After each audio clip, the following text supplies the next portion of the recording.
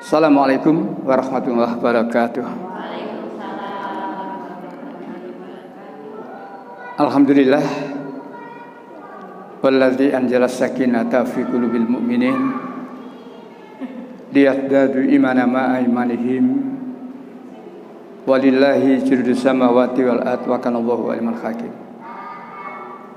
Asyhadu an la ilaha illallah wahdahu la syarikalah wa asyhadu anna Muhammadan abduhu wa rasuluh. Allahumma shalli ala Muhammad wa ala ali Muhammad.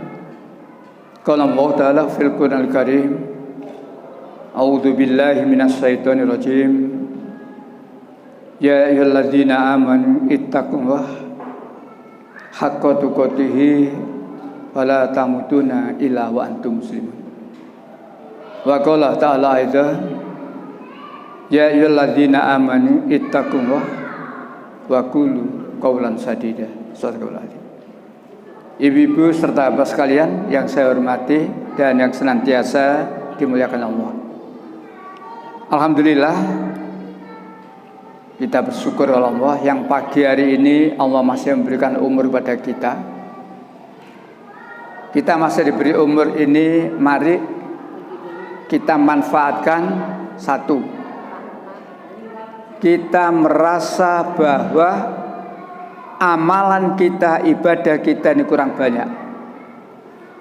Dengan kita masih diberi umur ini, ayo ya, menambah amalan kita, ibadah kita, ya, dan mudah-mudahan selalu diridhoi oleh Allah Subhanahu wa taala. Yang kedua, kita diberi umur ini, kita menyikapi dengan kesadaran bahwa dosa saya itu banyak. Mumpung saya masih diberi umur, ayo banyak-banyak istighfar, mohon ampun.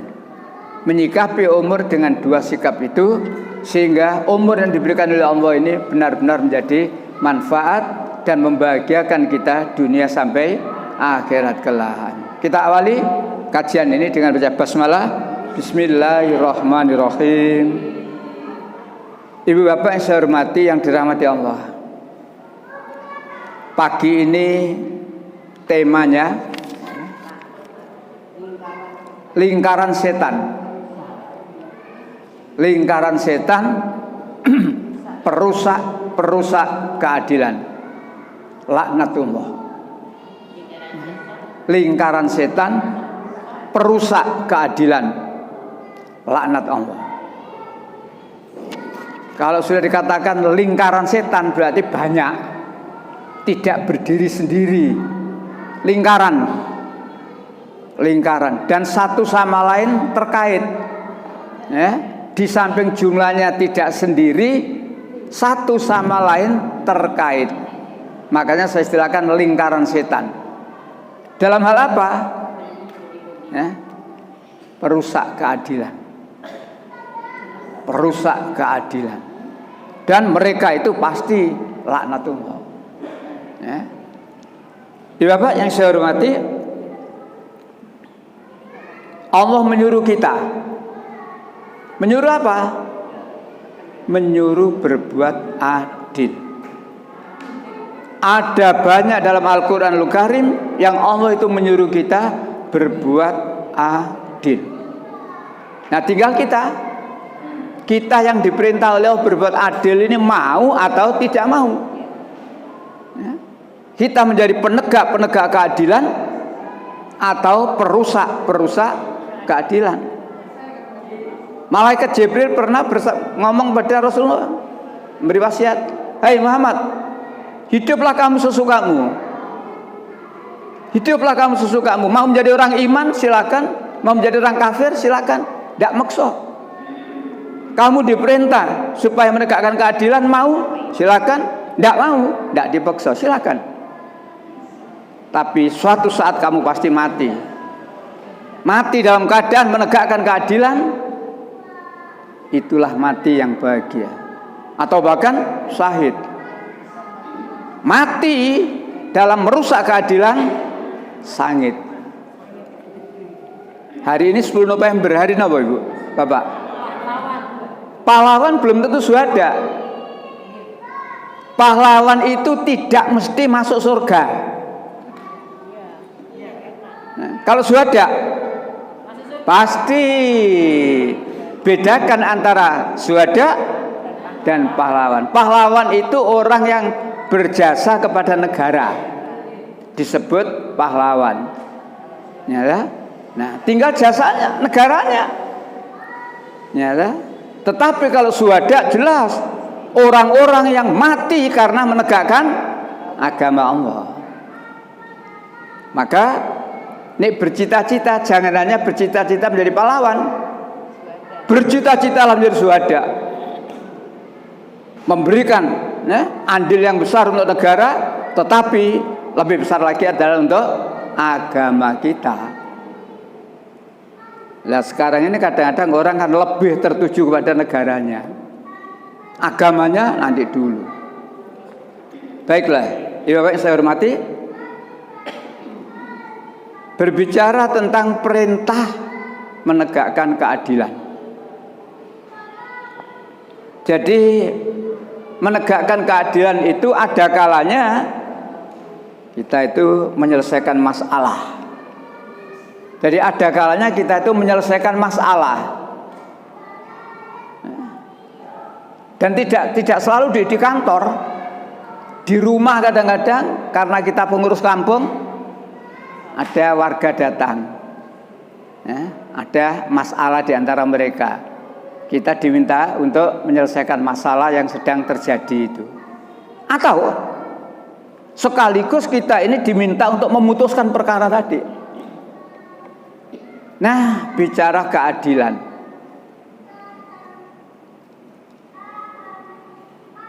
Yang sekarang sudah pasti ada.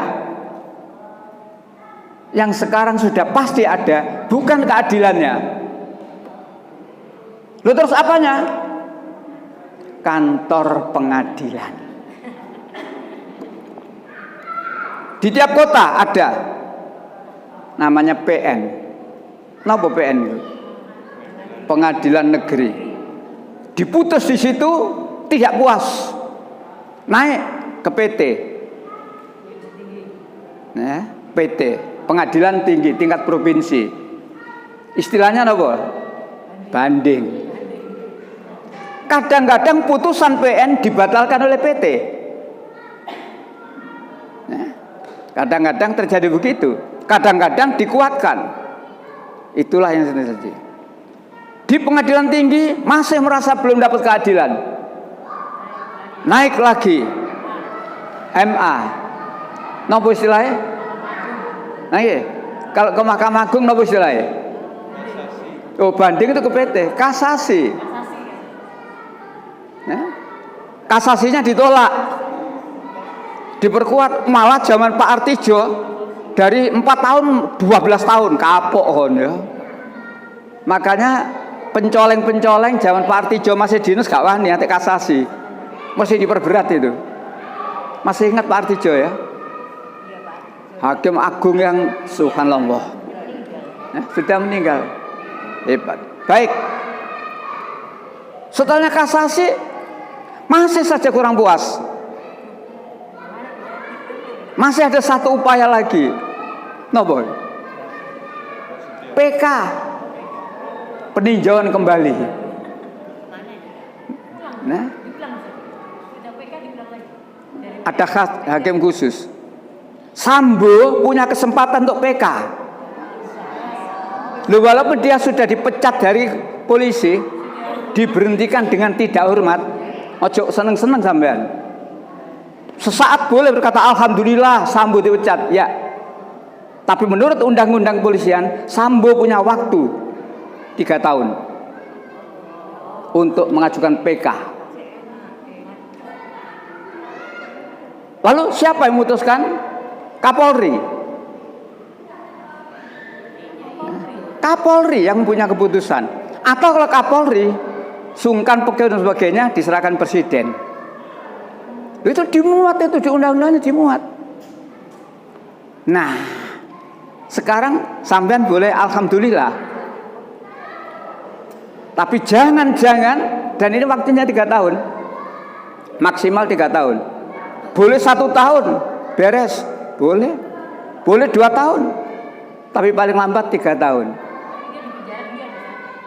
dijalani. Tapi dia upaya karena ini ada undang-undangnya.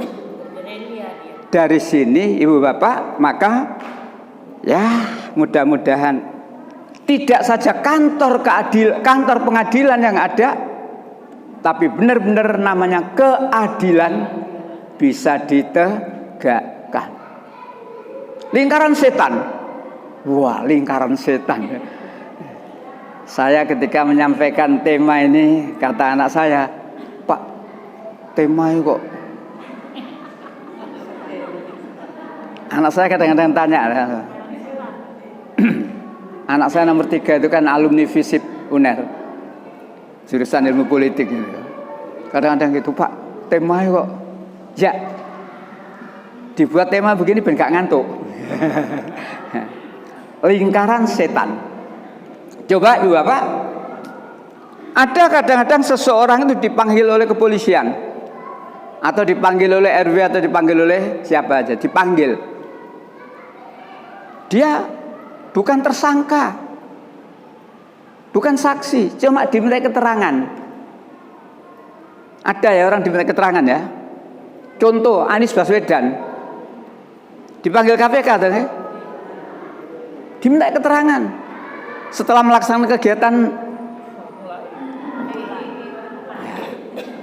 Nah, tinggal sekarang kejujuran yang dipanggil dan kejujuran yang memanggil. Yang dipanggil jujur ngomong apa adanya, kadang-kadang yang memanggil dolek.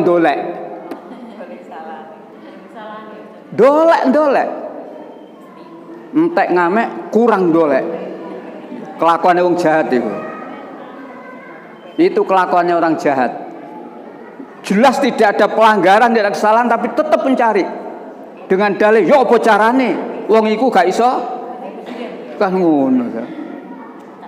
Nah, maka itu ada. Atau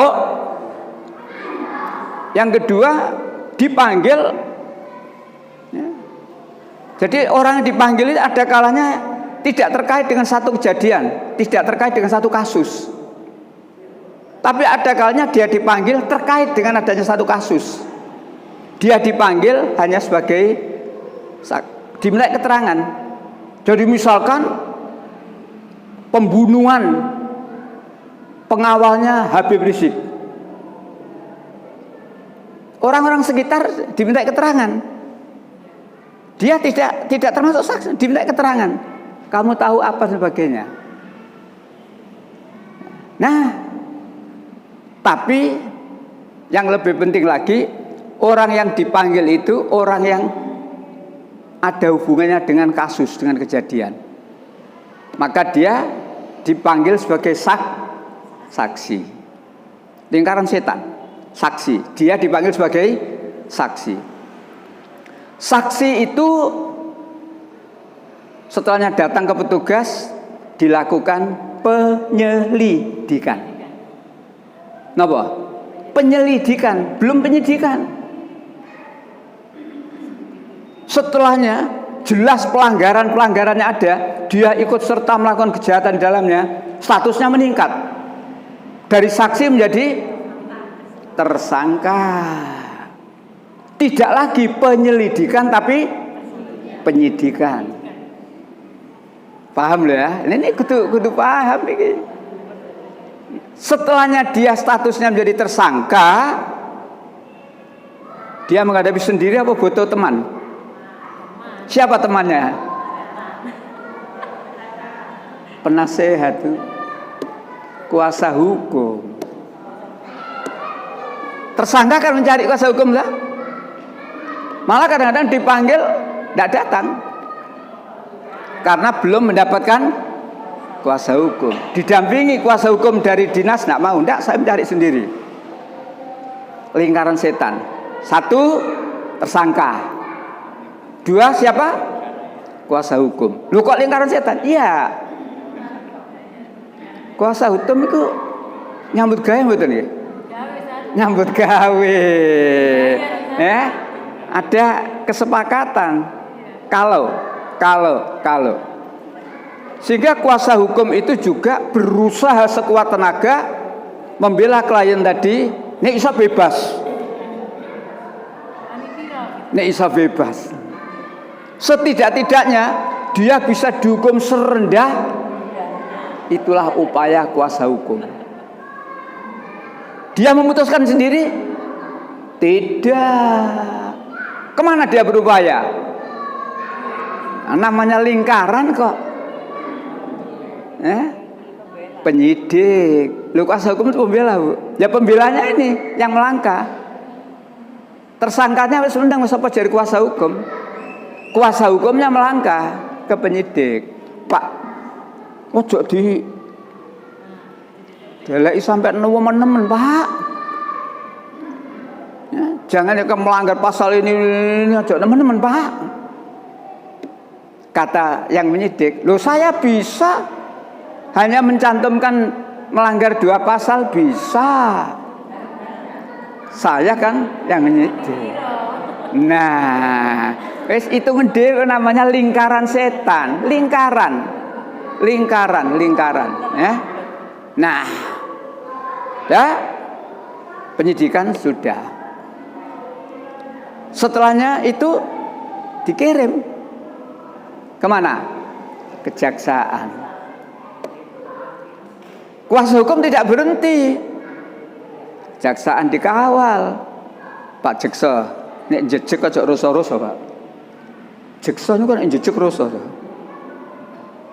Wong Jawa lak jeksa, jaksa. Jeksa nek jejeg aja roso-roso. Pak, memang melanggar pasal ini ancamannya sekian, maksimal 20 tahun atau hukuman mati. Janganlah, Pak. Jangan diterapkan ancaman maksimal. Kasih ancaman yang istilah, Pak. Oh, saya bisa kok. Saya bisa memberikan ancaman serendah-rendahnya dengan pasal ini, saya bisa. Tapi nanti yang memutuskan siapa? Saya tidak memutuskan. Yang memutuskan adalah hakim dalam persidangan di pengadilan. Oleh karena itu, Pak Hakim, lingkaran setan. Mudah-mudahan dari mulai tersangka jujur, sampai kepada semuanya tadi mudah-mudahan jujur. Kalau jujur itu keadilan bisa tegak. Yang menjadi keadilan tidak tegak itu adalah karena ada ketidakjujuran. Saksi dalam persidangan, saksi loh ini ya, bukan tertuduh, bukan terdakwa, saksi bukan terdakwa. Tidak jujur dalam persidangan. Tempo hari jaksa ngomong pada hakim, Pak Hakim tolong, saksi ini ditingkatkan menjadi terdakwa karena dia tidak jujur. ART-nya Sambo ngikuti penjenengan. Asisten rumah tangga Susi lah mencela-mencela itu.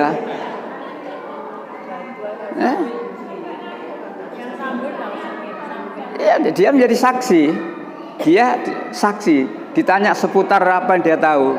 Jawabannya bulat mencela-mencela. Jaksanya geram itu, ditegur, dan kemudian jaksa bilang, Pak Hakim tolong, statusnya ART Susi ini tingkatkan menjadi terdakwa dan bisa diancam ya, keterangan palsu, tuntutannya ancamannya 7 tahun. Mencela-mencela, termasuk Rizky kemarin itu. Ditanya, lo kenapa kamu kok berubah antara BAP dengan ini? Ya waktu itu saya takut. Takut pada siapa? Takut pada bapak. Bapak siapa? Sambo. Dikejar lagi oleh jaksa. Kenapa kamu takut? Iya. Karena kalau saya tidak menuruti, saya sudah melihat ada orang yang mati ditembak itu. Jadi rupanya dia kalau tidak nuruti, ketidakjujuran. Ya. Dari mulai paling bawah sampai yang teratas, lingkaran setan. Saya ingat saya punya jamaah aktif, jamaah saya itu alumni Fakultas Hukum. Jadi dulu aktif di masjid saya. Setelahnya lulus, sudah berapa tahun tidak ketemu, tahu-tahu datang jamaah di tempat saya. Assalamualaikum Ustaz. Waalaikumsalam warahmatullahi wabarakatuh. Di mana? Saya sekarang Ustaz, seragam coklat. Oh alhamdulillah. Kejaksaan kan coklat-coklat toh. Saya bilang alhamdulillah, tapi hati-hati saya bilang. Alhamdulillahnya ya, karena kamu sudah mendapatkan tempat kerja. Hati-hati. Kenapa Ustaz? Itu termasuk salah satu lingkaran setan yang membahayakan itu. Kamu muslim, saya lihat kamu teguh istiqomah dalam ibadah, maka setelah kamu bekerja di situ, tolong tegakkan kebenaran, tegakkan keadilan. Itu bukan pesan saya. Pesannya siapa? Pesannya Allah. Ada banyak ayat ibu bapak kepada kita supaya kita ini menegakkan keadilan. Kita mulai dari surat 7 ayat 29. 7 ayat 29.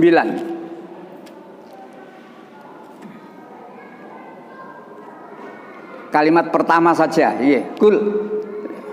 Katakan. Monggo, silakan Ibu. Kalimat pertama saja. Surat Al-A'raf 1 ayat 29. Kul amaro bihis wa aqimu wujuhakum inda kulli masjidin wa qumu lisina rabbin kama bada'akum wa ta'udun. Katakanlah Tuhanku menyuruhku berlaku adil. Stop sampai di situ. Saya ambil kalimat pertama. Katakanlah Tuhanku menyuruh menjalankan keadilan. Jadi perintah ini bukan perintahnya jeragan, perintahnya Allah.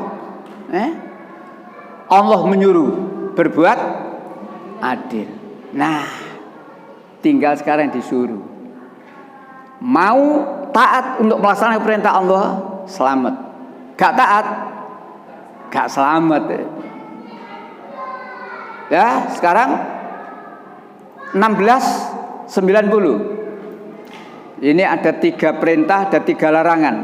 Tapi saya ambil kalimat pertama saja. 16:90. Ya.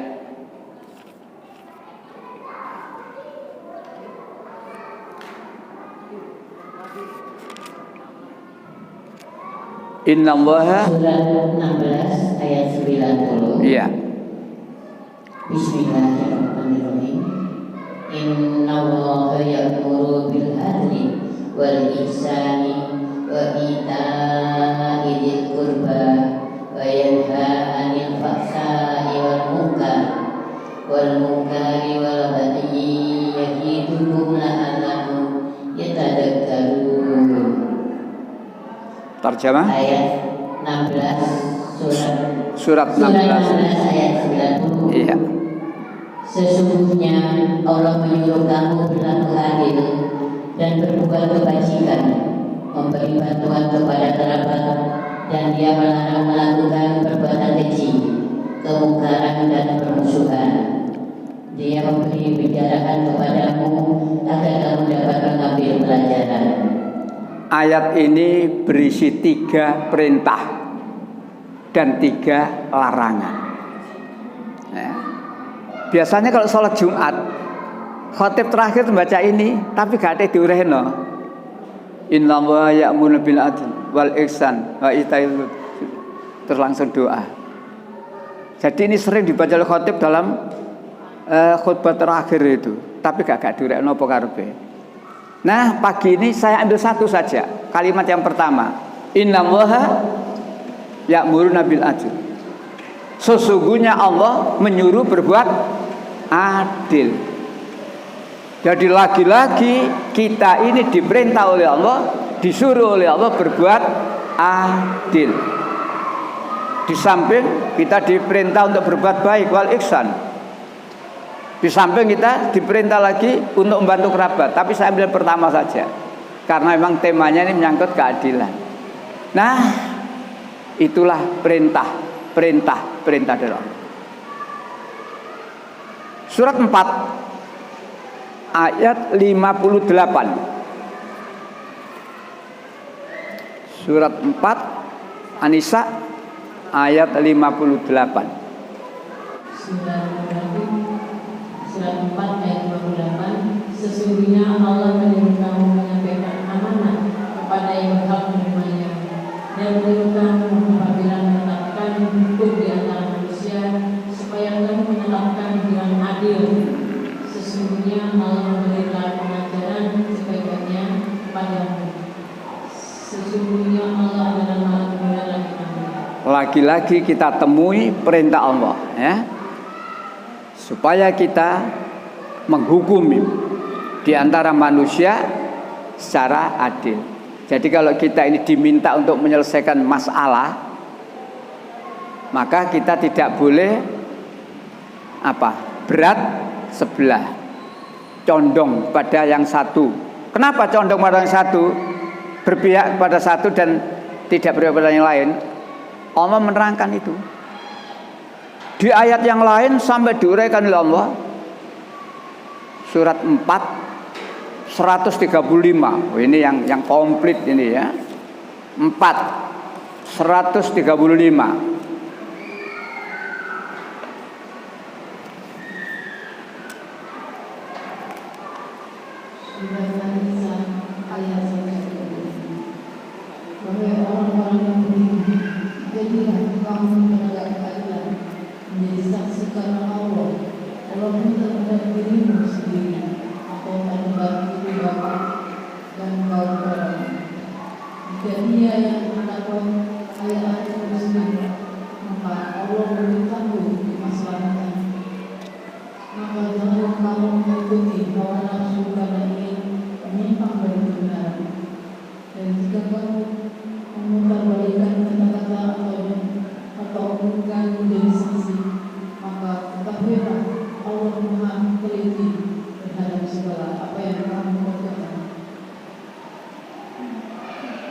An-Nisa 135 ya. Di sini Allah mulai dengan ya ayyuhalladzina amanu. Hai orang-orang yang beriman. Jadi kalau orang kafir tidak beriman lalu berbuat sakar PDW, barangkali dia berkata, "Oh, saya tidak diperintah oleh Allah menegakkan keadilan." Memang di Quran ini ya ayyuhalladzina amanu. Tetapi negara kita kan juga mempunyai satu tujuan untuk mewujudkan keadilan. Malah tertulis di dalam salah satu sila Pancasila, keadilan sosial bagi seluruh Indonesia. Nah, kembali lagi 4:135. 1. Jadilah kamu orang yang benar-benar menegakkan keadilan. Jadi kalau kita ini diminta untuk memutuskan perkara, jadi ada orang bersengketa, apakah itu tingkat RT, tingkat kelurahan, atau dinas di kantor sebagainya, maka ingat, jadilah kamu orang-orang yang benar-benar menegakkan keadilan. Yang kedua, menjadi saksi karena Allah. Jadi menjadi saksi dalam menegakkan kebenaran karena Allah. Saksi itu disumpah loh sebelum sidang. Ibu bapak ada yang pernah jadi saksi ya? Saya sekali. Bukan kasus-kasus, enggak. Mantu saya akte kelahirannya salah tanggal. Jadi mantu saya itu akte kelahirannya salah tanggal. Lalu mengajukan permohonan membetulkan tanggal. Setelahnya berkas semuanya dipenuhi, sidang. Mestinya di pengadilan resmi itu. Tapi kemarin tidak di pengadilan, di Pemkot, di Siola, ada ruang tersendiri itu. Nah, ya pakai bendera. Jadi yang bersangkutan mantu saya, lalu saksi-saksi termasuk saya. Ditanya, kamu? Ya, saya yang mengajukan. Bapak siapa? Saya bapak mertua, saksi. Ya.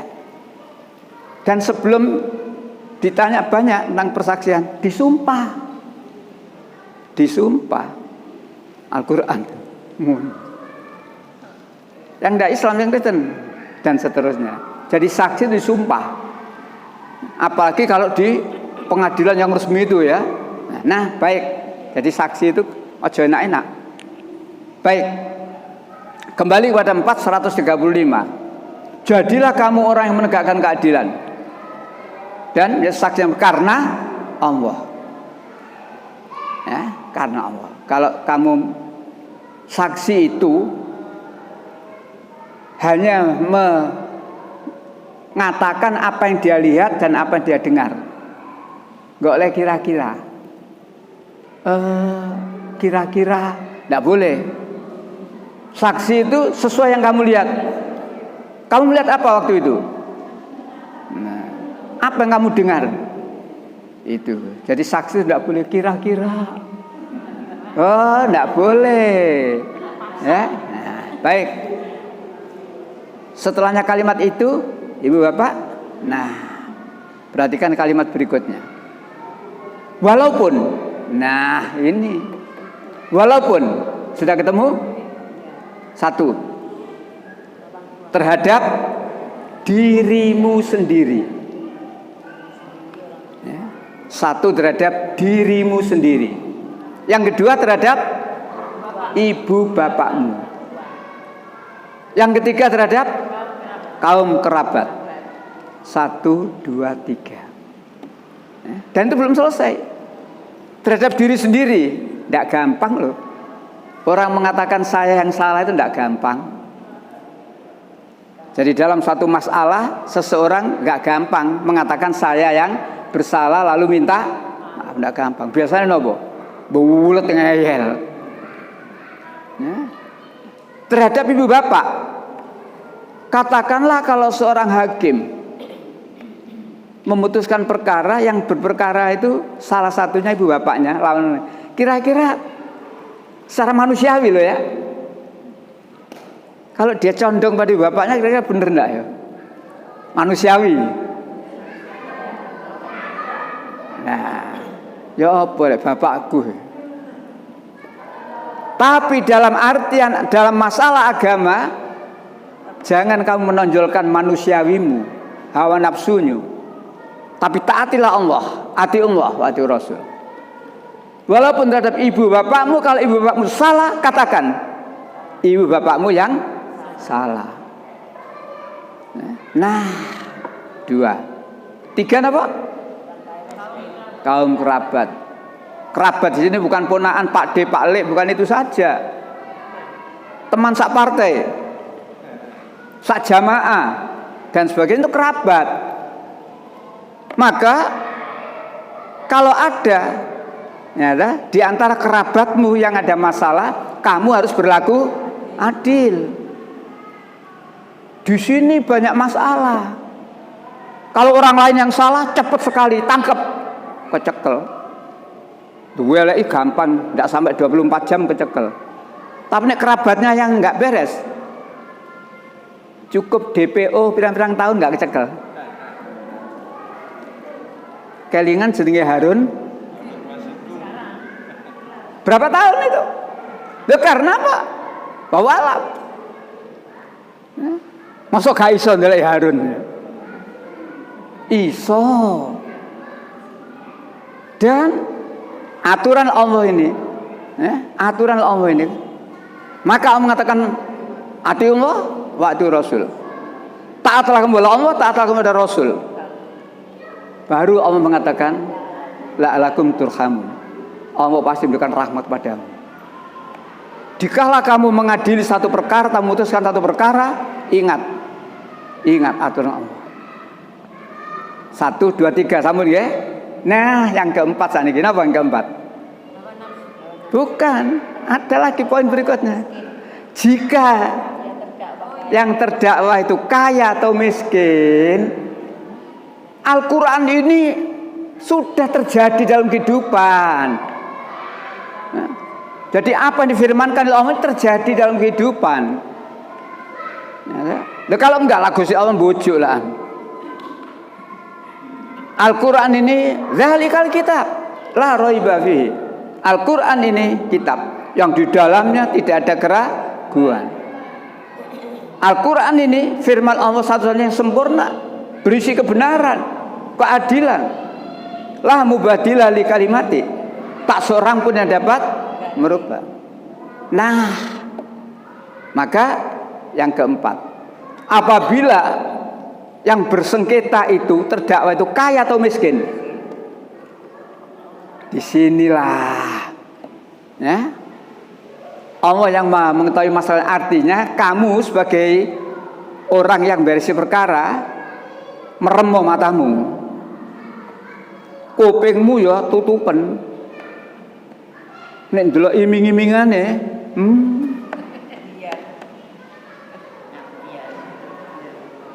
disinilah. Dan ini sulit. Loh, kalau begitu Quran kan sulit diamalkan? Enggak. Tinggal orangnya mau atau tidak mau. Justru Al-Quran inilah satu-satunya kitab yang menjadikan hidup ini damai, aman. Tapi karena Al-Quran ini ya, disepelekno, disampingkan, kadzab, didustakan, jadinya ini. Makanya seringkali terdakwa sekian di PN, banding, lalu dibatalkan, alhamdulillah. Orang bertanya, loh, podo-podo dasarnya ini sama-sama hukum, cekelane podo-podo KUHP, tapi nang kene mengatakan bersalah dihukum 4 tahun, kene kok bebas. Iki KUHP ini seji apa? Maka akhirnya apa? Karena PT membebaskan, ya, jaksa penuntut umum nggak nerima, no. Yang banding justru jaksanya. Terdakwanya alhamdulillah. Karena di PT bebas, kan begitu lah. Jaksa penuntut umum banding, kasasi, langsung kasasi. Tadi saya baca di koran itu seorang komisaris diberhentikan dan dia menggugat, ternyata menang. Karena apa? Ya karena itu di PN orang ini dihukum, bos-bos ini, tapi di PT bebas. Orang kan bertanya, ono apa nih, kan begitu. Baik, kaya atau miskin?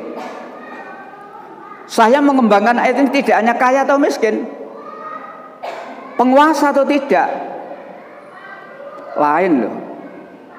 Kalau yang bersengketa itu penguasa dan yang satu tidak, lain. Ya. Saya pernah bersengketa ketika belakang rumah saya dibangun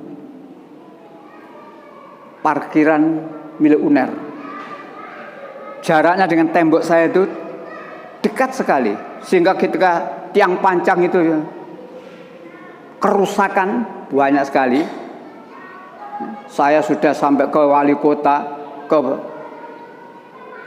kantor-kantor yang ada urusannya dengan itu, rapat dengan rektor dan sebagainya. Nol. Ya. Sering saya ditanya, gimana Pak? Yang penting saya sudah berusaha maksimal. Tetapi inilah hasilnya. Tinggal sayanya mengharapkan keadilan dari Allah saja, titik. Ya. Jadi saya pernah kasus itu. Kalau penyidikan masuk ke kampung saya, belakang rumah saya itu ada bangunan parkirnya UNER. Dan waktu bangun itu seperti itu. Ya. Sampai tengah malam masih bleng, ya. Belum lagi goyangannya itu. Tapi itulah, ya, saya tidak berduit. Pak Wawali, waktu itu Wawali yang dulu itu, Pak siapa itu?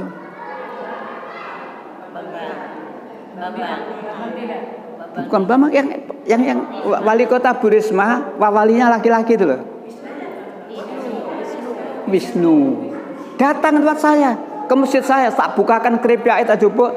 Ini loh Pak, lihat, dilihat sendiri. Tidak boleh. Dan seterusnya. Tapi nyatanya, ya itulah. Baik. Ya sudah, tidak ada. Baik, Ibu Bapak yang saya hormati, sudah sampai di situ. Kalimat berikutnya, iya, kalimat berikutnya. Maka jangan kamu inilah, ya, jangan kamu mengikuti hawa nafsu. Pengertian hawa nafsu itu macam-macam. Diiming-iming, mau berarti mengikuti hawa nafsu. Melihat Allah yang berperkara arek cilik ya kok. Saya lebih perhatikan yang penguasa, hawa nafsu. Dan seterusnya dan seterusnya dan seterusnya. Jadi Allah yang begitu. Jangan kamu mengikuti hawa nafsu. Apa? Kalau kamu mengikuti hawa nafsu, kamu nanti pasti berbuat tidak adil. Luar biasa Quran ini. Jadi Allah menerangkan ini luar biasa. Kalau kamu mengikuti hawa nafsu, kamu pasti berbuat tidak adil. Termasuk kalau kamu memutar balik keadilan, memutar balik, pelintir-pelintir, dan sebagainya. Maka Allah Maha tahu. Itulah ayat yang saya lihat itu komplit tentang perintah menegakkan keadilan. Ibu Bapak yang saya hormati, surat 5 ayat 38. Surat 5 ayat 38 menyangkut pencuri ini. 5:38.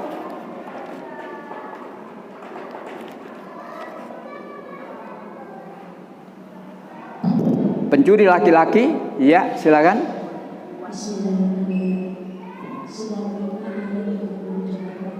Adapun orang laki-laki maupun perempuan yang mencuri, potongkan tangan keduanya itu sebagai balasan atas perbuatan yang mereka lakukan dan sebagai siksaan dari Allah. Dan Allah Maha Perkasa, Maha Bijaksana.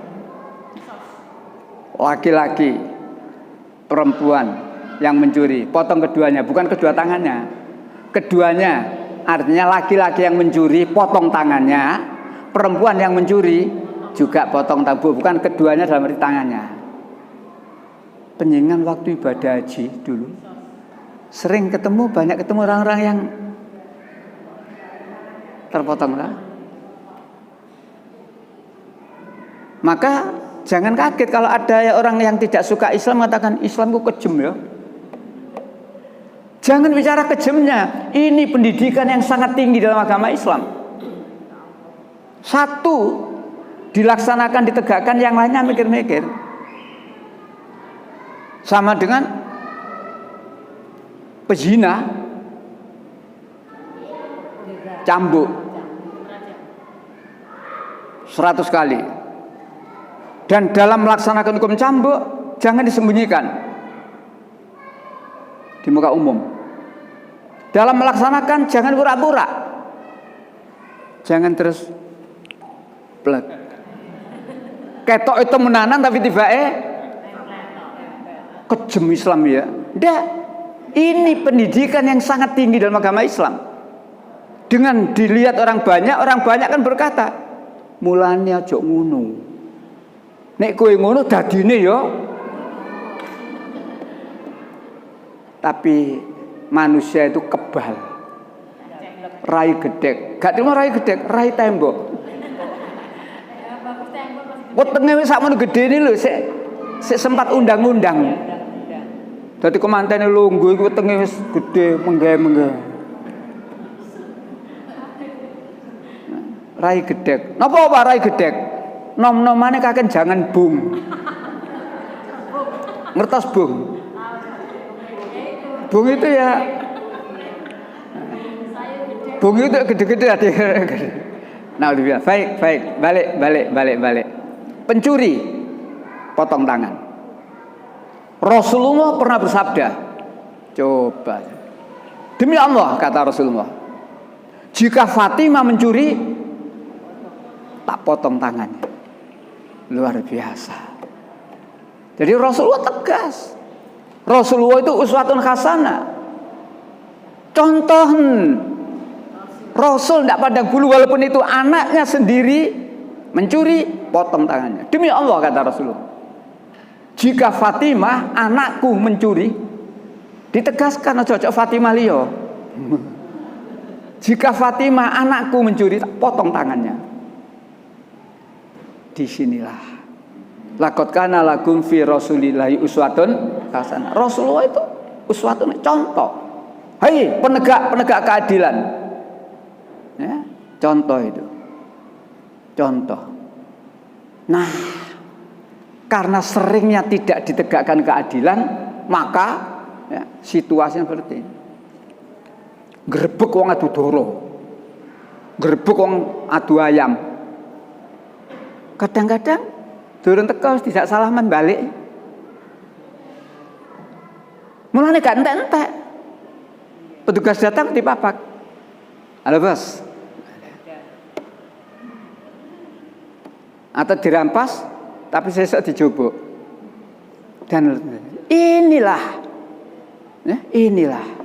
penegakan keadilan yang semu. Kembali pada Al-Quran, innallaha ya'muru bil adl. Sesungguhnya Allah menyuruh supaya kita berlaku adil. Ada satu kisah ibu bapak, surat 4 105. Ini ada kisah ini ya, surat 4 105.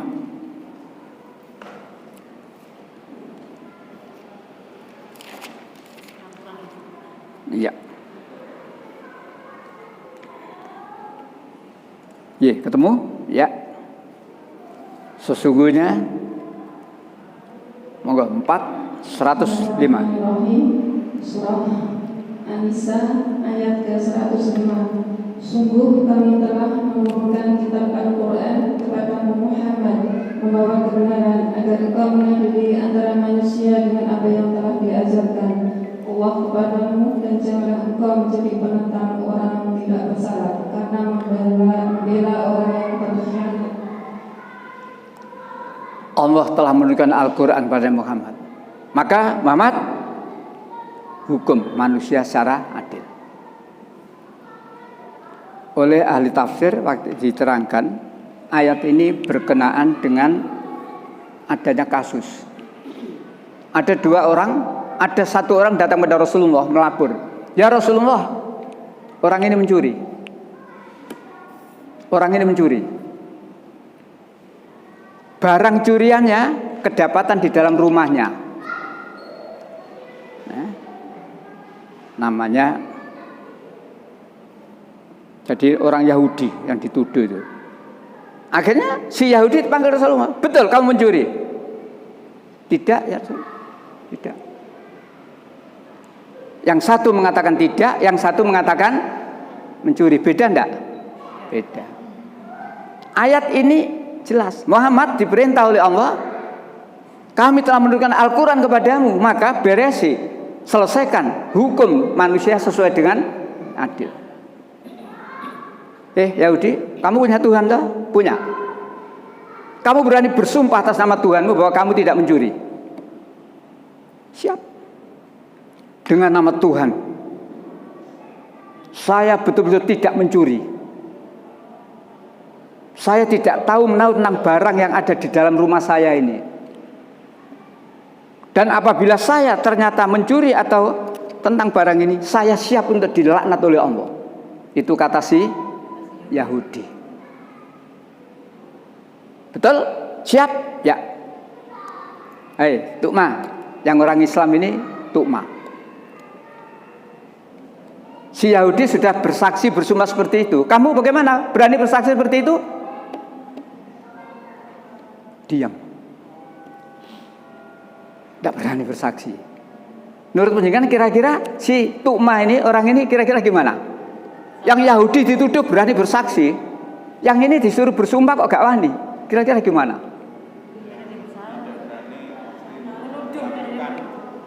Akhirnya dia mengakui, ya Rasulullah, saya yang mengambil barang itu, lalu saya taruh di rumahnya orang Yahudi. Dan kemudian saya melapor kepada Rasulullah bahwa ini pencuri. Oh, berarti kamu bohong? Ya. Kamu yang mencuri? Ya. Potong tangan. Dengan dilaksanakan potong tangan itu, si Yahudi langsung menyatakan asyhadu alla ilaha illallah wa asyhadu anna Muhammadar Rasulullah. Jadi orang Yahudi melihat begitu Islam, begitu keadilan betul-betul ditegakkan, dia mantep, ini Islam. Walaupun yang mendolimi saya, yang menuduh saya itu orang Islam, ternyata Muhammad tidak berpihak pada dia. Coba, beginilah Ibu, kalau aturan Allah ditegakkan, orang menuju pada Islam itu berbondong-bondong. Tapi kalau aturan Allah dilecehkan, ya. Baik. Kasus lain, Nabi Daud. Nabi Daud pernah kedatangan 2 orang ke rumahnya. Buka surat 38. Surat Shad ayat 22. Surat 38 surat Shad ayat 22.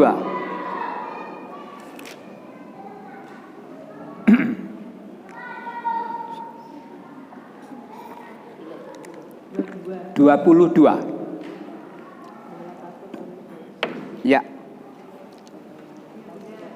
Monggo, silakan. Langsung, ya. Surat surat 38 ayat 22. Ketika mereka masuk menemui Daud, lalu dia terkejut karena kedatangan mereka. Mereka berkata, janganlah takut, kami berdua sudah berselisih. Sebagian dari kami berbuat zalim kepada yang lain. Maka berilah keputusan di antara kami secara adil, dan janganlah menyimpang dari kebenaran, serta tunjukkanlah kami ke jalan yang lurus. 2 orang datang ke kediaman Nabi Daud. Nabi Daud kaget, tekani gak ada permisi, gak ada assalamualaikum. Nabi Daud kaget. Maka kata 2 orang ini, jangan kamu terkejut. Mereka berkata, ya, kami adalah 2 orang yang sedang berselisih. Ada masalah 2 orang ini. Apa masalahnya? Tolong suratnya tetap ayatnya 26. Iya, suratnya tetap ayatnya 26. Surat 38 ayat 26 ya. 26. Suratnya 38, nama surat Shad ayat 26. Ya, silakan. Surat Shad ayat 26. Allah berfirman, wahai Daud, sesungguhnya engkau kami jadikan khalifah atau penguasa di bumi. Maka berilah keputusan perkara di antara manusia dengan adil, dan janganlah engkau mengikuti hawa nafsu, karena akan menyesatkan engkau dari jalan Allah. Sungguh orang-orang yang sesat dari jalan Allah akan mendapat azab yang berat, karena mereka melupakan hari bagi Tuhan. Maaf Ibu, sebelum ini tadi 22 ya, masih ada lanjutannya itu. Persoalannya apa? Nah, 23 berlanjut dulu, nanti baru 26. Kembali lagi 38, 22 sudah tadi ya. Sekarang 23 persoalannya ini.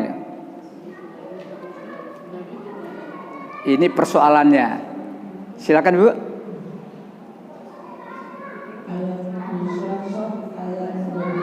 Iya. Sesungguhnya saudaraku ini mempunyai 99 ekor kambing betina, dan aku mempunyai seekor saja. Lalu dia berkata, serahkanlah kambing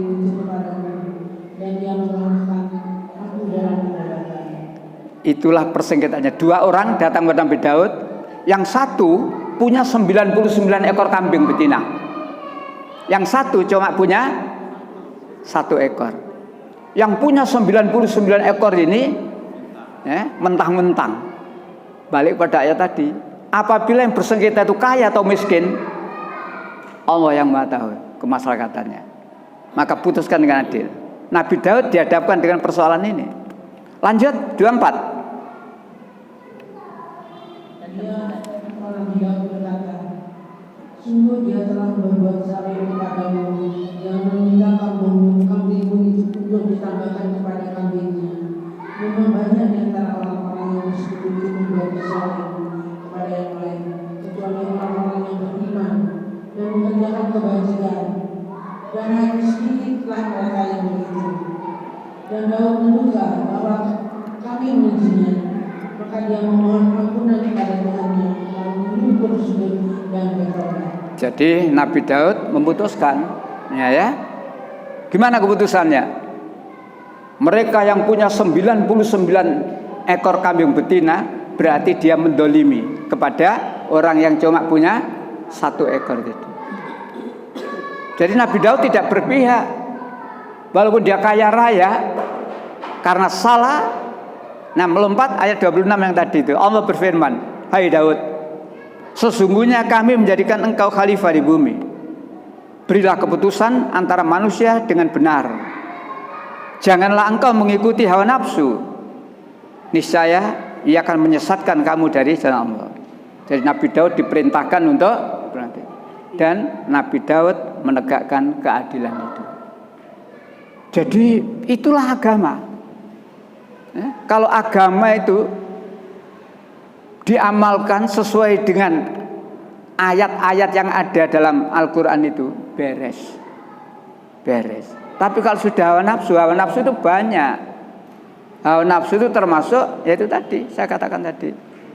Dan dalam ayat yang lain Allah menerangkan itu tentang perintah menegakkan keadilan. Pak Mahfud MD, pernah dengar namanya Pak Mahfud MD? Setelahnya mendengarkan kejadian yang ada di Polri, khususnya tentang tambang batu bara ilegal. Apa kata Pak Mahfud? Polri saat ini sedang perang bintang. Sejak kejadian Sambo, Polri perang bintang, saling buka kartu.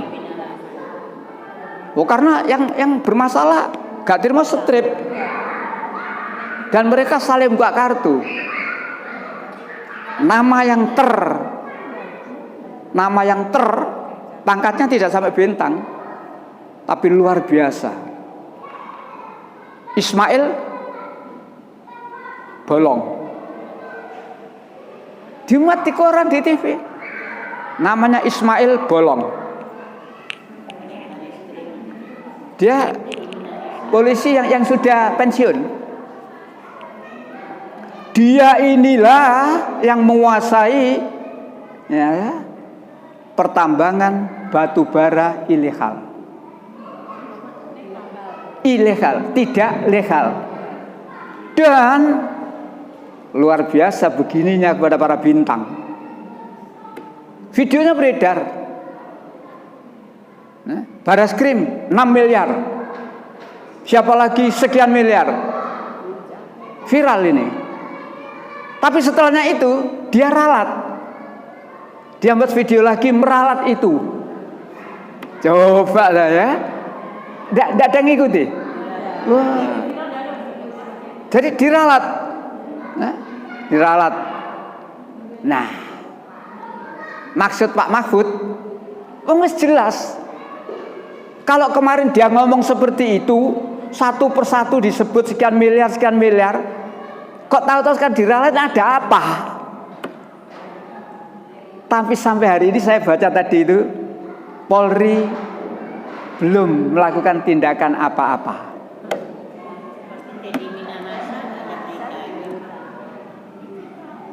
Kalau saya tadi kemarin baca kekayaannya Ismail Bolong, sejak kasus ini viral, Ismail Bolong susah dicari, menghilang bunandara ini.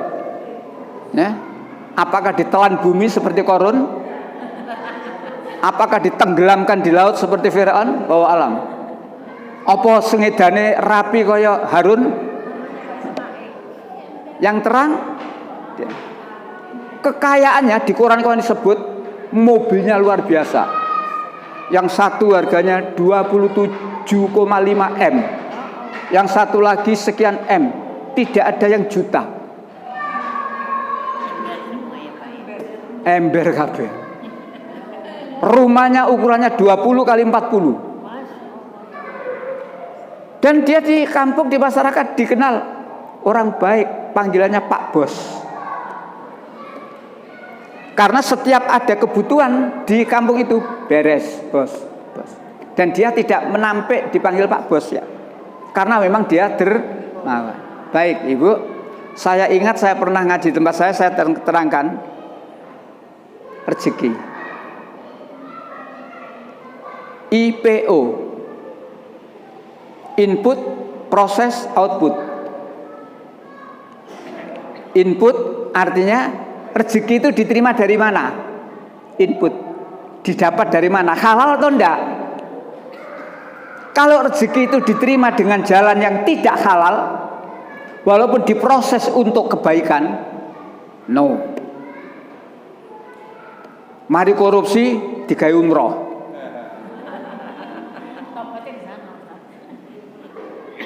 Allah tidak terima ini. Makanya IPO, input, artinya uang itu kamu terima dari mana? Halal enggak? Kalau uang itu halal, P, proses. Penggunaannya benar enggak? Walaupun itu uang halal, kalau kemudian dipakai melawan aturan, outputnya 0, bahkan dosa. Nah, maka ingat ibu bapak, IPO, input, proses, output. Inputnya harus baik. Artinya apa? Ya Allah, berilah saya ini dan keturunan saya ini rezeki halalan, thayyibah dan barokah. Walaupun sedikit, kalau itu halal, subhanallah, ayem.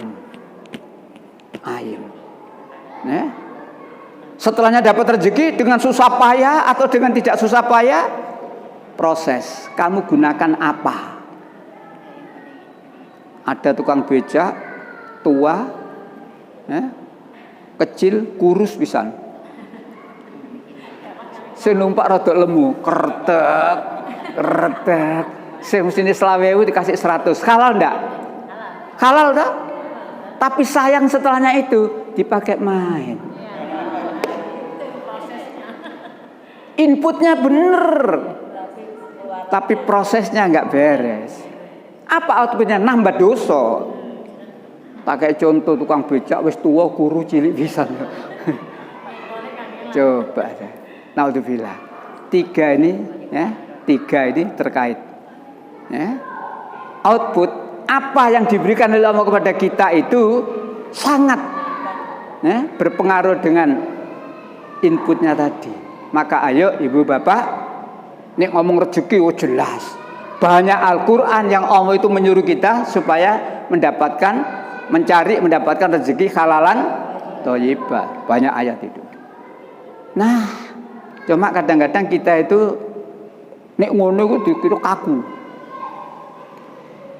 Aja sok suci, itu nggih. Malaikat iki gak doyan dhuwit iki, pede. Dan seterusnya. Kalau sampai nuruti omongane wong ngono niku, katut. Sudah, terserah Anda mengatakan saya petek, enggak doyan duit, karepmu. Kamu anggap sok suci, karepmu, dan seterusnya. Yang penting saya taat. Allah menyuruh saya untuk mendapatkan rezeki halalan thayyibah. Sama dengan ini. Saya diperintah oleh Allah untuk menegakkan keadilan karena Allah. Satu lagi, Surat 5 ayat 8. Keadilan. Surat 5 ayat 8. Ya ayyuhalladzina amanu. Surat 5 ayat 8. Silakan, ya.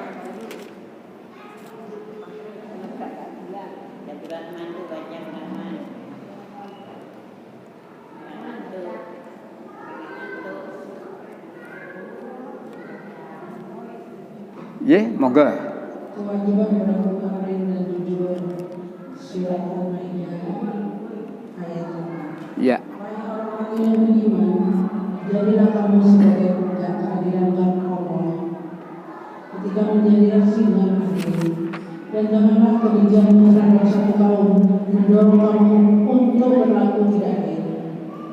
Berlaku adillah, karena adil itu lebih dekat kepada takwa. Dan bertakwa kepada Allah. Sungguh Allah teliti terhadap apa yang kamu kerjakan. Lagi-lagi Allah menyuruh kita menjadi orang yang adil, beresi persoalan secara adil, menjadi saksi karena Allah. Janganlah kebencianmu pada satu kaum sehingga kamu berlaku tidak adil. Nek sing salah koncone dhewe sak partai merem mripate. Nek sing salah wong liya,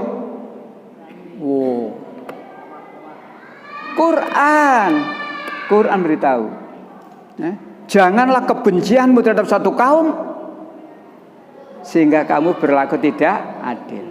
I'dilu, berbuat adillah kamu. Karena adil itu mendekatkan kamu bertakwa. Jadi adil itu hubungannya dan takwa seperti itu. Berlaku adillah kamu, berbuat adillah kamu. Karena adil itu mendekatkan diri pada takwa.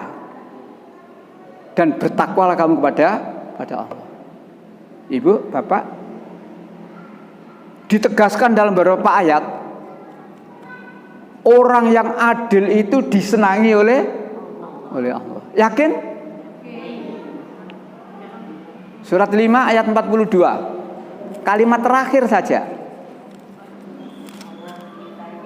Iya, kalimat terakhir, innallaha yuhibbul muqsitin. Surat 5 ayat 42, kalimat terakhir. Melompat surat 49 ayat 9, kalimat terakhir. 49 ya 542. 49 ayat 9, kalimat terakhir juga.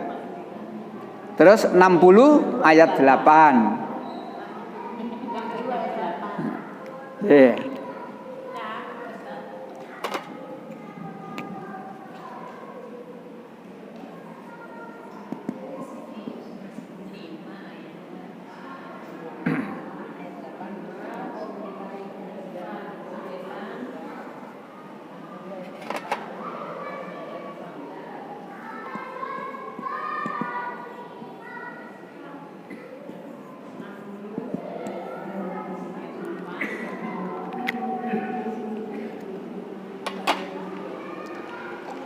Ketiga-tiganya ini ada di kalimat terakhir.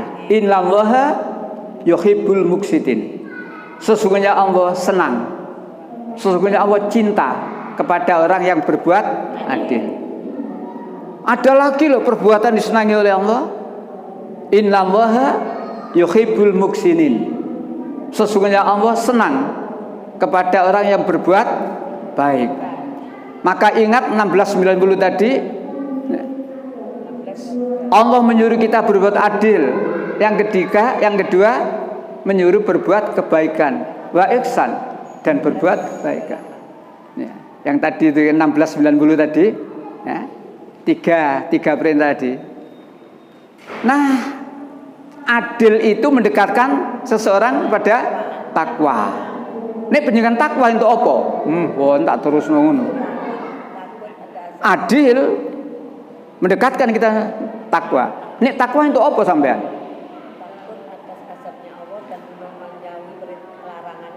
Nah, dapat apa penjenengan kalau penjenengan takwa?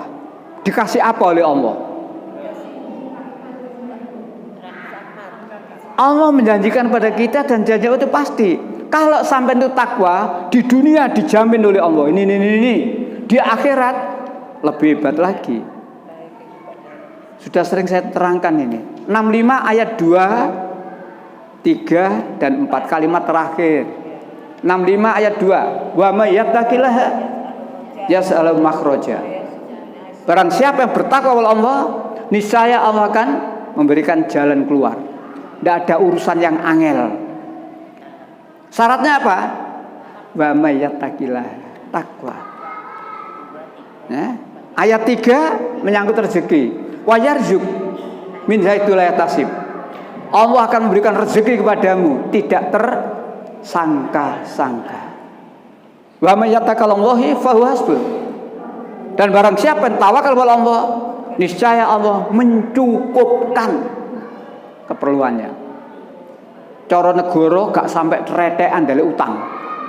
Kenapa utang negara kita banyak? Masyarakat dan penguasanya tidak takwa. Kalau masyarakat dan penguasanya takwa, ini loh jaminannya.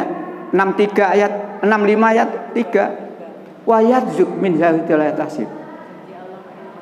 Allah akan beri rezeki kepada kamu, la yahtasib, tidak kamu sangka. Di bawah tanah batu bara koyo ngono, tapi sayang digawe royokan. Di Papua emas koyo ngono, Freeport, tapi sayang, dan seterusnya dan seterusnya. Allah memberi, walau anna ahlal qura amanu wattaqu la fatahna alaihim barakatim minas samai. Apabila penduduk suatu negeri itu beriman dan bertakwa, penduduk, lebih-lebih penguasanya beriman dan bertakwa, Allah mencurahkan barokah, rahmat dari langit maupun dari bumi. Nek takwa, adil jadi takwa. Ayat 4, 65 ayat 4 kalimat terakhir. Wa may yattaqillaha yas'alu min amri yusra. Barang siapa yang bertakwa kepada Allah, Allah pasti memberi kemudahan dalam segala urusan. Kurang apa nih? Ini dunia, ini janji Allah ketika kita dunia, diberi jalan keluar, diberi rezeki, dicukupi, dan yang ayat 4 tadi diberi kemudahan dalam segala. Sekarang nek ngurusi masalah mbulet ya, karena gak takwa. Ngurusi kanjuruan bulet, ngurusi sambo tambah bulet. Apa yang terjadi di lapangan ketika dilakukan rekonstruksi gak podo bulet. Gas air mata di kanjuruan itu jelas tertuju ke pintu itu, tetapi pada rekonstruksi tidak tertuju situ. Bulet. Sama dengan Sambo. Ya, Baradae mengatakan saya tembak itu Yosua 4 kali tembakan tapi belum mati dia. Ketika Sambo datang, maka Sambo nembak belakangnya mati. Tapi rekonstruksi tidak ada, Sambo gak nembak. Loh, gini loh. Ini yang menyebabkan persoalan wangel beresannya. Ya, jadi kalau mau jujur, ya, beres. Apalagi terutama yang beresi persoalan. Jadi inilah ayat-ayatnya. Maka terakhir, bagaimana kalau orang itu beresi persoalan tidak dengan aturan Allah? Wong aturannya jelas kayak gini, tapi dia beresi persoalan tidak dengan aturan Allah. Berturut-turut ayatnya. 544 kalimat terakhir.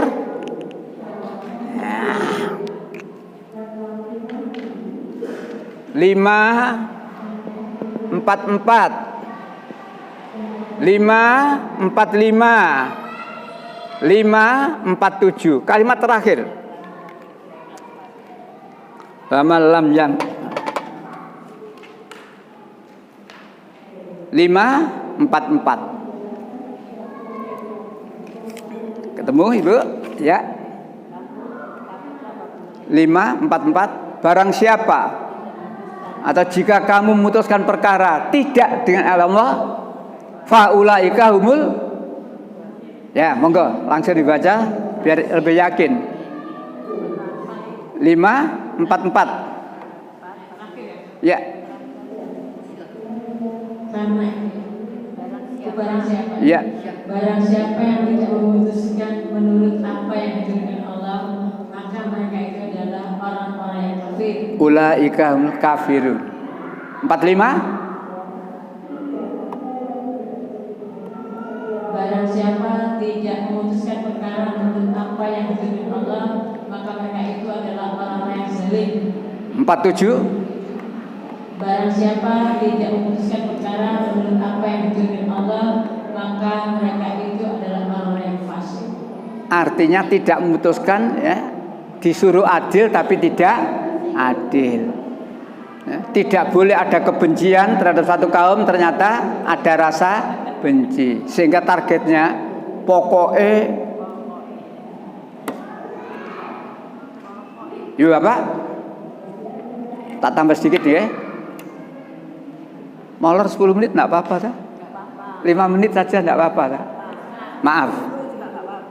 Ini khusus untuk pengacara.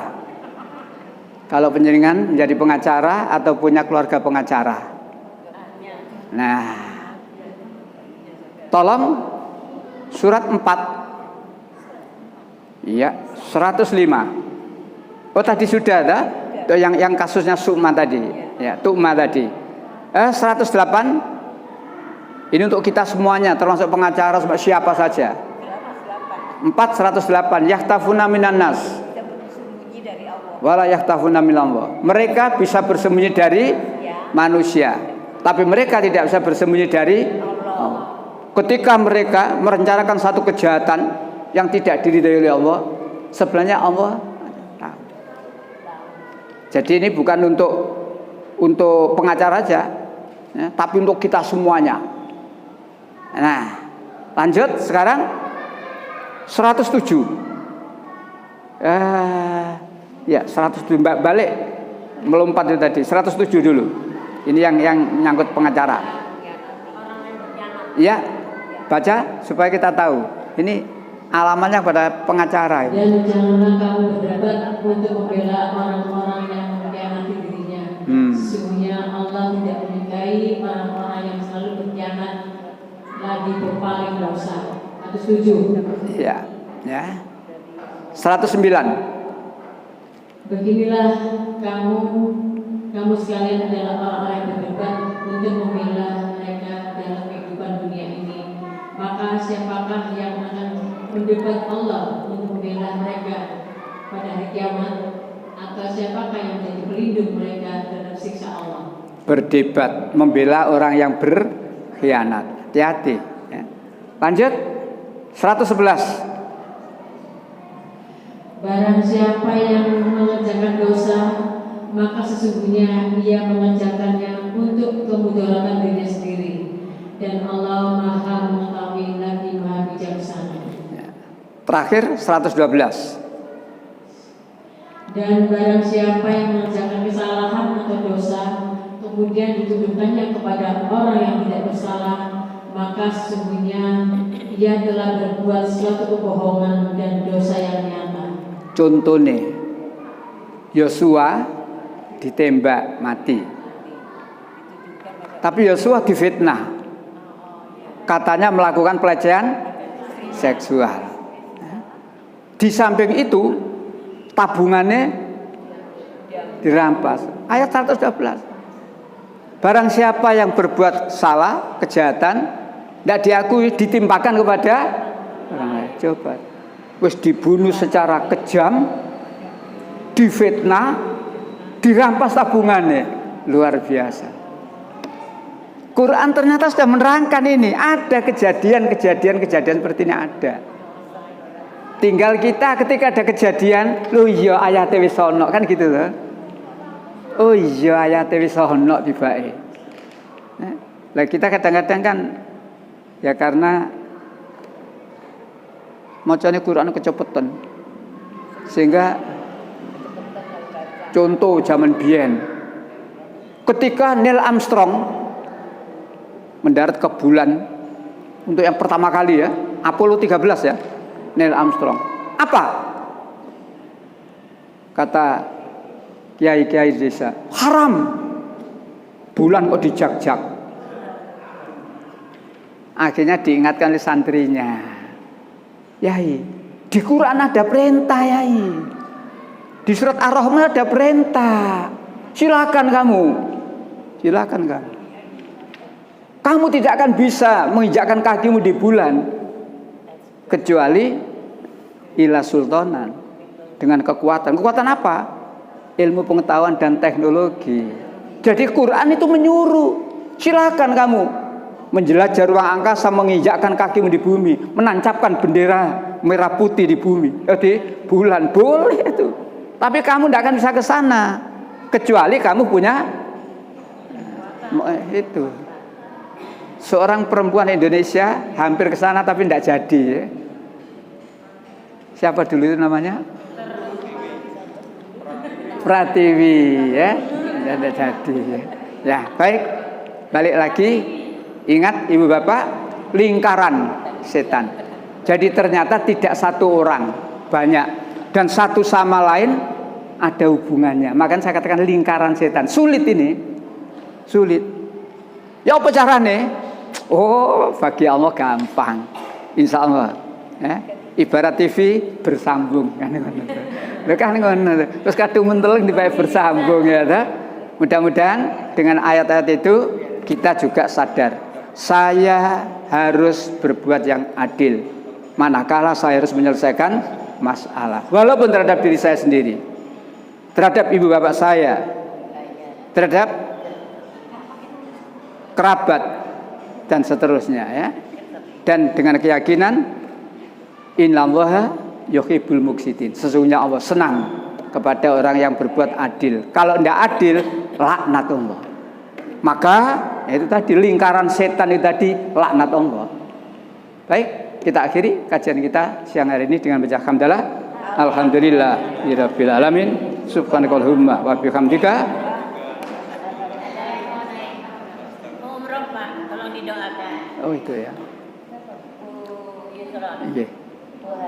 Alhamdulillah Ibu, jamaah kita yang umroh yang saya tahu 2, 3. Oh satunya?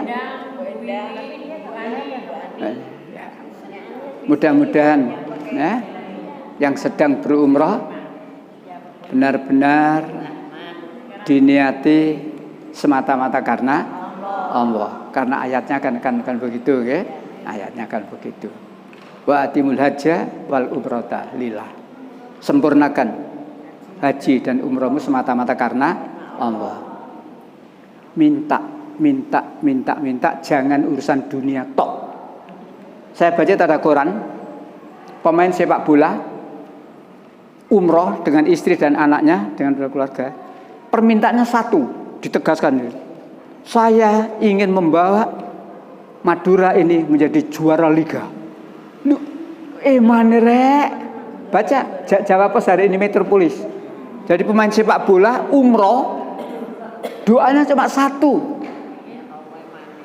Kemarin saya sudah membawa tim Madura ini juara setengah, apa istilahnya, setengah kompetisi. Ini saya baca manere.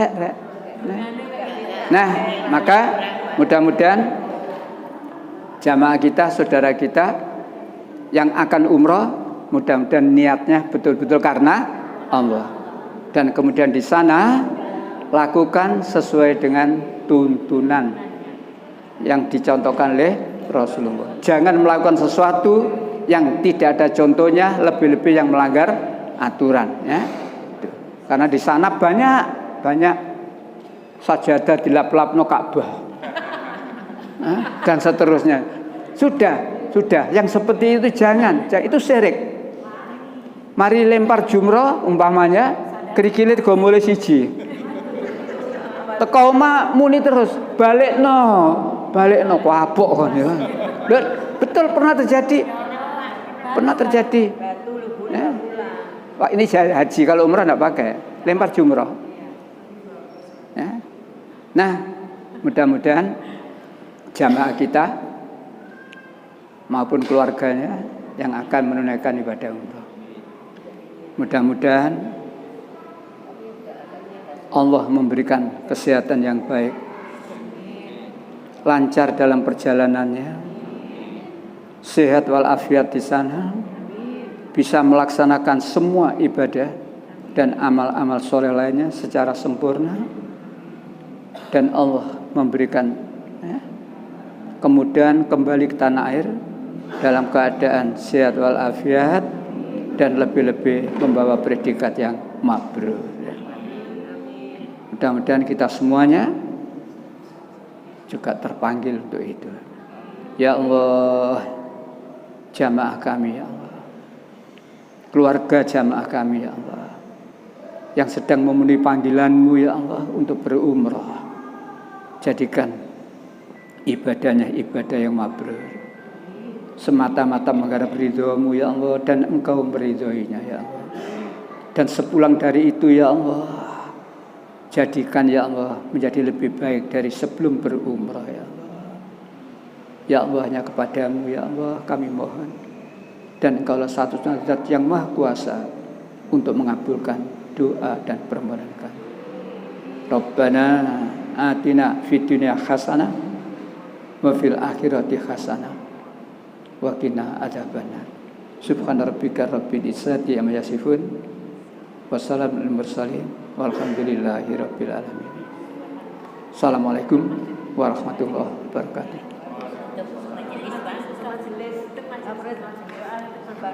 Oh, belum ya? Ya, kita akhiri dengan doa kafaratul majelis. Subhanallahumma wa bihamdika asyhadu an la ilaha illa anta astaghfiruka wa atubu ilaik. Assalamualaikum warahmatullahi wabarakatuh.